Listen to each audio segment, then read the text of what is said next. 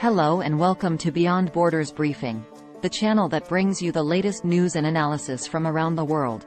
I'm your host, and today we're going to talk about how life in Afghanistan has changed 2 years after the Taliban takeover.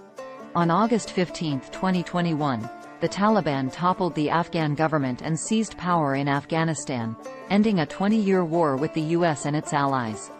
The militant group had been fighting against the Western-backed administration since they were ousted from power in 2001 by a US-led invasion following the 9/11 attacks. The Taliban's swift victory came as a shock to many, as they captured most of the country's provinces and major cities in a matter of weeks, facing little or no resistance from the Afghan security forces. The former president, Ashraf Ghani, fled the country on the same day that the Taliban entered Kabul, the capital city. Since then, life for many Afghans has changed dramatically, mostly for the worse. The country is facing multiple challenges that demand immediate global attention, such as a humanitarian crisis, an economic collapse, a security threat, and a human rights violation. According to an analysis by the UN World Food Programme, WFP, nearly half of Afghanistan's population is experiencing acute hunger and is dependent on food supplies. The WFP says that hunger continues at unprecedented levels throughout the country, and warns of a looming famine if urgent action is not taken.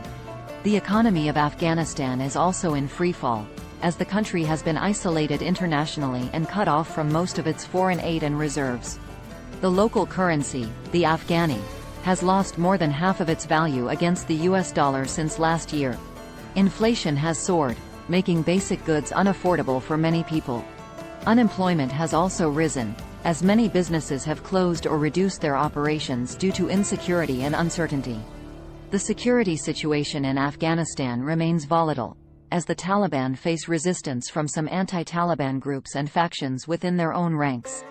The Islamic State, IS, group, which is opposed to both the Taliban and the US, has also carried out several deadly attacks in Kabul and other parts of the country.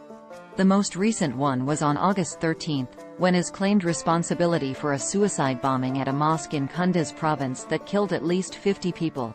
The human rights situation in Afghanistan has also deteriorated under the Taliban rule, especially for women and girls. The Taliban have imposed a strict interpretation of Islamic law, Sharia, that restricts women's rights and freedoms. Women are not allowed to work in most sectors, except for health and education. Girls above grade 6 are not allowed to go to school 6. Women are also required to wear a burqa, a full body covering, and be accompanied by a male relative when they go outside. Many Afghans who had enjoyed some degree of progress and prosperity in the last 2 decades have seen their hopes and dreams shattered by the Taliban takeover. Some have tried to flee the country by any means possible, risking their lives in perilous journeys. Others have stayed behind, either out of fear or lack of options, trying to cope with the new reality. In this episode, we will hear from 3 Afghans who will share their stories and perspectives on how life has changed for them since the Taliban takeover. They are a businesswoman from Kabul who had to close her shop and stay at home, a former Taliban fighter from Kandahar who joined the peace process but now regrets his decision, a farmer from Herat who struggles to feed his family amid drought and poverty. Don't forget to subscribe to our channel for more news and analysis from Beyond Borders Briefing.